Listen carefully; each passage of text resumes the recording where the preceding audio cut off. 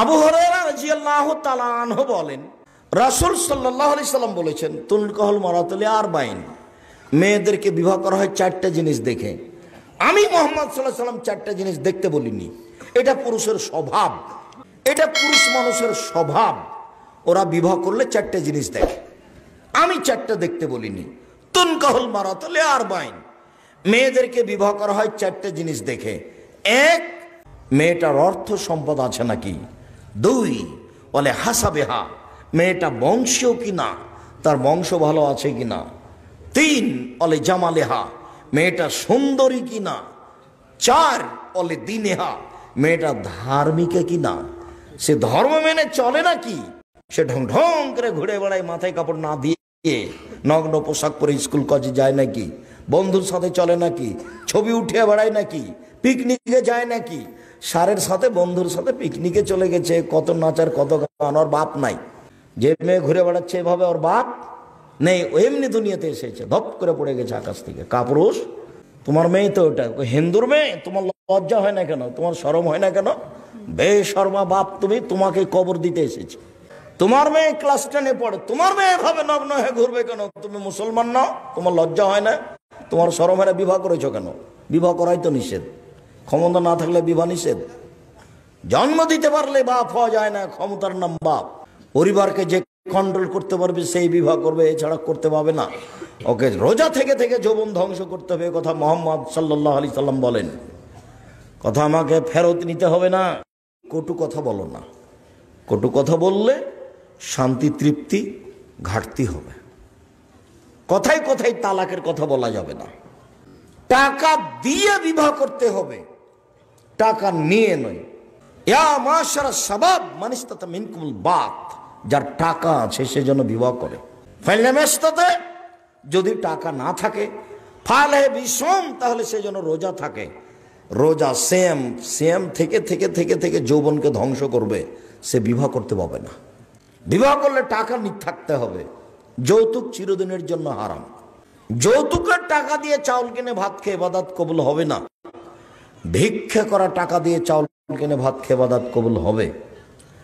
শ্বশুরের বাড়ি থেকে কোনো কিছু নেওয়া যাবে না, একবারে চিরদিনের জন্য নেওয়া যাবে না। খাট খাটলা, চৌকি বাক্স, আলমারি, যা কিছু আছে, মোটরসাইকেল, এমনি সাইকেল, টাকা পয়সা, যৌতুক, সব কিছু হারাম। 24 ঘন্টার মধ্যে খাট খাটলা, চৌকি বাক্স, ফার্নিচার সব ফেরত দিতে হবে। কাপুরুষ, বাপ বেটা ভিক্ষা করে খাবা, নতুন কথা বলিনি। মানুষের শ্বশুরের কাছে জিনিস নিবা কেন, এ কোনো হিসাব? শ্বশুরের কাছে খাট খাটলা, ফার্নিচার নিতে হবে কেন? ভিক্ষা করে করো। ভিক্ষা করে করো কথাটা তোমাকে আমি নিন্দা করেছি। ভিক্ষা করে করবা কেন? মানুষের বাড়িতে কাজ করে করবা। মানুষের বাড়িতে কাজ করে করবা কেন? ব্যবসা বাণিজ্য করে টাকা ইনকাম করে করবা। বাড়িঘর সাজিয়ে ফার্নিচার ঠিকঠাক করে বিবাহ করবা, কাপড় চোপড় দিয়ে মোহর দিয়ে বিবাহ করবা, পুরুষের মতো বিবাহ করবা। টাকা নিয়ে কেন? যদি যৌতুক নেওয়া হয়ে থাকে, ফার্নিচার নিয়ে থাকো শ্বশুরের কাছে, আগামীকাল সন্ধ্যা হতে হতে সব ফেরত দিতে হবে। একেবারেই হারাম, টোটালি হারাম। পুরো শরীয়ত বিবাহ সংক্রান্ত আলোচনা তল্লাশি চালিয়ে কোন জায়গাতে মেয়ের বাপের 10টা টাকা খরচ হবে এটা বোঝা যায় না। মেয়ের বাপের বাড়িতে খরচের কোনো পথঘাট নেই। অলিমা ছেলের বাড়িতে হবে, ছেলের বাপের বাড়িতে হবে। যার টাকা পয়সা বেশি তার অলিমা তত বড় হবে। অলিমার সাথে মেয়ের বাপের কোনো সম্পর্ক নেই, খরচের সাথে মেয়ের বাপের কোনো সম্পর্ক নেই, সব খরচ ছেলের। আল্লাহ নবী বলছেন, ইয়া মাশারা শাবাব, যুবক দল শোনো, মান ইসতাতা মিনকুল বাত, যার ক্ষমতা আছে, টাকা আছে, সে যেন বিবাহ করে। টাকা নাই, রোজা থাকবে। সরাসরি বুখারী মুসলিমের হাদিস। এখন সংক্ষিপ্ত আলোচনায় মেয়ের বাপকে বলে বিবাহ করতে হবে, এইটা বুঝলাম। টাকা থাকলে বিবাহ করতে হবে, এইটা বুঝলাম।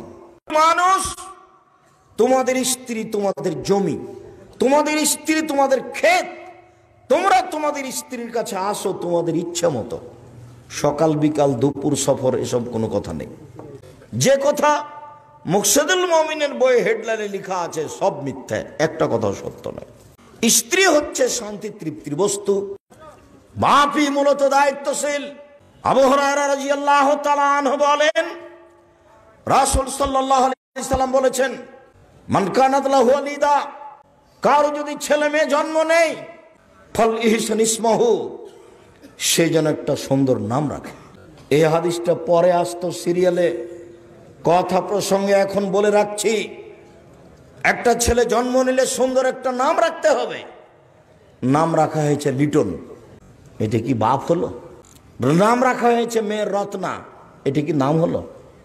কেন? ছেলের নাম রাখবে নবীদের নাম, ইসব, ইসমাইল, ইসাহাক, মুসা, ঈসা, ইব্রাহিম নাম রাখবে। নইলে গুণবাচক নাম রাখবে, আব্দুল্লাহ, আব্দুর রহমান, আব্দুর রহমান, আব্দুর রহিম, আব্দুল সত্তার, আব্দুল গফ্ফার, আব্দুল মাজেদ, আব্দুল হামিদ, এসব নাম রাখবে। কত নাম আছে, সেখানে ছেলের নাম রেখেছে লিটন। বাপ বেটা কত ওইভাবে ডাকছে, একটু শরমও করে না যে আমি অযোগ্য বাপ? বাপই নয়, ছেলে মেয়েকে শিষ্টাচার শিখাতে হবে, একটু পরে বলছি। এরপরে বড় হলে বিবাহ দিয়ে দিতে হবে। বিবাহ যদি না দেয়, সেই ছেলে মেয়ে যদি কোনো পাপ করে, সে পাপ বাপের হবে। কেন তা হবে এরকম? সম্মানিত দিনী ভাই বোন, বলছিলাম রাসূল সাল্লাল্লাহু আলাইহি সাল্লাম বললেন, ধার্মিক মেয়েকে বিবাহ করো। পর্দা করে যে তাকে বিবাহ করতে হবে। বেহায়া বেশরমা নগ্ন মহিলা বাকি থেকে যাক সমাজে। বয়স 22, 24, 26 হলে ছেলের বিবাহ দিতে হবে। 28, 30, 32 হয়েছে, বিবাহ দেননি, তো জেনার মধ্যে আছে। মেয়ে যুবতী হয়ে গেছে কবে? ক্লাস 10-এ পড়ে সেদিন, যেদিন 8-এ পড়ে সেদিন যুবতী হয়েছে। মাস্টার ডিগ্রি পাস করেছে, বিবাহ দেননি। এসব পাপের জবাব আপনাকে দিতে হবে। বিবাহ দেননি কেন? রাসূল সাল্লাল্লাহু আলাইহি সাল্লাম বললেন, পুরুষের স্বভাব 4টে জিনিস দেখা। আমি 4টে জিনিস দেখতে বলিনি। 1, সম্পদ, পুরুষ দেখে। 2, বংশ, পুরুষ দেখে। 3, সুন্দরী, পুরুষ দেখে। 4, ধার্মিকা, পুরুষ দেখে। আমি মুহাম্মদ সাল্লাল্লাহু আলাইহি সাল্লাম বলছি, তোমরা ধার্মিক পর্দাশীলা মেয়েকে বিবাহ করো। আর তাই ওটা তোমার স্বামী না হলেও জানে না স্বামী কাকে বলে। স্বামী হলে ক্ষমতা লাগে। আল্লাহ রাসূল বলছেন, ইয়া মাসারা সাবাব মান ইসতাতা মিনকুমুল বাত ফালিয়াতাজাওয়াজ। এই পৃথিবীর যুবক দল, যাদের ক্ষমতা আছে, স্ত্রী মিলনের ক্ষমতা আছে, স্ত্রীকে কন্ট্রোল করার মতো ক্ষমতা আছে, যোগ্যভাবে ঘুরে বংশভাবে চলে, তার নাম ক্ষমতা। এরকম ক্ষমতা যার আছে সেই জন্য বিবাহ করে। যদি ক্ষমতা না থাকে তাহলে সে যেন রোজা থাকে, রোজা থেকে থেকে থেকে যৌবন ধ্বংস করবে, বিবাহ করতে পাবে না। হাদিস বুখারী মুসলিম, এ কথা মুহাম্মদ সাল্লাল্লাহু আলাইহি সাল্লাম বলেন। তিনি আরো বলেন, পৃথিবীর যুবকেরা শুনে রাখো, স্বামী হলে 5টা জিনিস লাগে। পৃথিবীর স্বামী যারা, স্ত্রীর স্বামী, তারা তোমরা শুনে রাখো, স্বামী হলে 5টা জিনিস লাগে। 1, যে মানের খাচ্ছ বউকে সে মানের খাওয়াবা।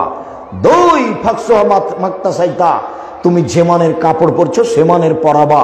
3, ওলা তুকাব্বে, বউকে কখনো কটু কথা বলবা না। বউকে মারতে হয় না, বউকে কটু কথা বলতে হয় না, বউকে আদর করতে হয়। ও খুব আদরের জিনিস, ওকে ঢেকে রাখতে হয়, ওকে ঘেরে রাখতে হয়, ওকে আদর করতে হয়। ওই এত আদরের, ওই এত আদরের, ও হচ্ছে বগুড়া সোনাতলা হাটের আদরের মালসা। ওকে আদর করতে হয়, ওকে ঘেরে রাখতে হয়। যেই মুখে তিনি আদর করতে বলছেন, সেই মুখে তিনি পরের বাক্যে বলছেন পিটাতে হবে। চতুর্থবারে বলছেন, ওলা তাজের বলা লাজে, পিটালে মুখের উপরে পিটায় না, একই কথা।